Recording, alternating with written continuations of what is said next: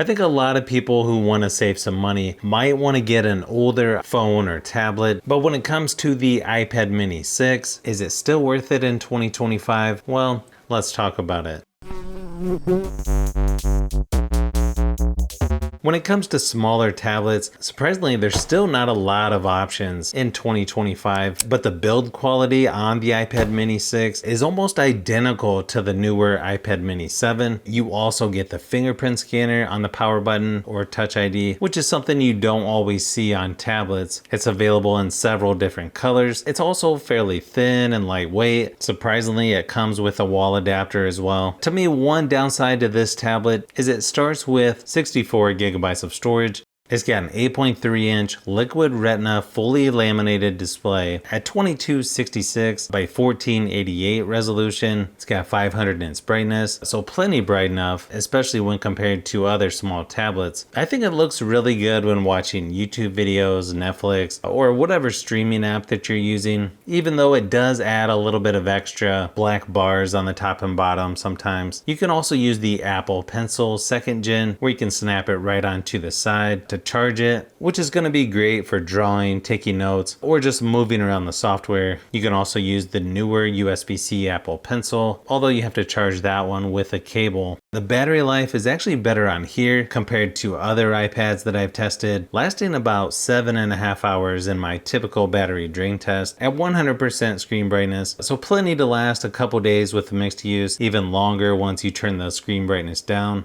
As far as software goes, it's on the latest and greatest iPadOS 18.5 as of this video, so it's going to be very similar to most other iPads. For some reason, they don't include Stage Manager, even though it's powerful enough to run it. I don't feel like you miss out on much going with the smaller iPad versus some of the larger ones. The USB-C port is actually nice for connecting other devices like external drives. Of course, you can also use AirDrop to copy files over if you have a Mac, which definitely comes in handy. It also has video out, so you can use an HDMI adapter to connect to a projector, external monitor, or TV. It can also run split screen to run multiple apps at the same time. You can even connect a keyboard and mouse to use the iPad mini as a desktop computer. Just lots of options when it comes to the software on this iPad. Performance-wise, moving around the software, it feels nice and snappy. It actually doesn't feel like it only has 4 gigabytes of RAM. The iPad mini 6 is not as powerful as the iPad mini 7, but it's not far off really. I think it may surprise some people at just how powerful this iPad is. It comes with the A15 Bionic chip. You can even do some video editing on here as well. I always say 8 to 9 inch tablets are one of the best sizes for gaming. It's just a lot easier to reach things on the screen versus larger tablets. Overall, just really good performance and really nice size for gaming, even in 2025.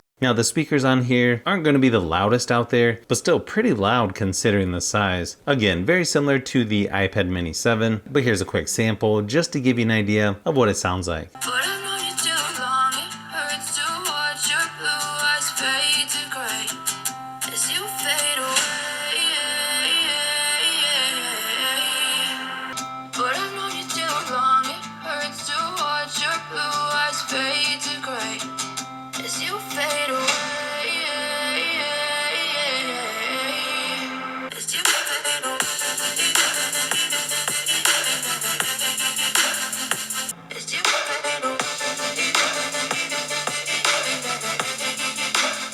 As far as cameras go, they're actually pretty decent on here. Nice thing is you can also shoot up to 4K resolution at 60 frames per second for video recording. I've even used this to record some videos on my channel in the past. It's got a 12 megapixel ultra wide on the front, 12 megapixel wide angle on the back. Here's a few quick samples just to give you an idea of what to expect.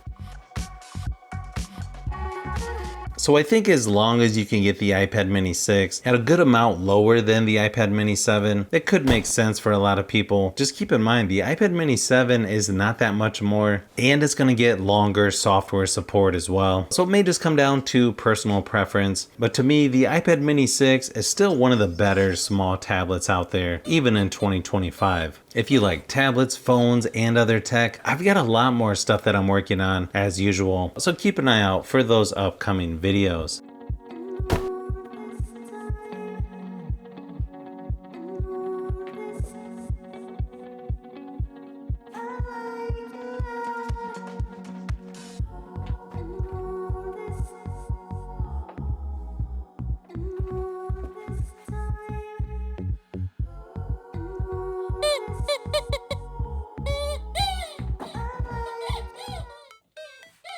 So if you've made it this far into the video, you may want to say thanks by subscribing, and don't forget to give a thumbs up if this video was helpful. This is Brian from Fishbee Productions. Thanks for watching, and I'll see you on the next one.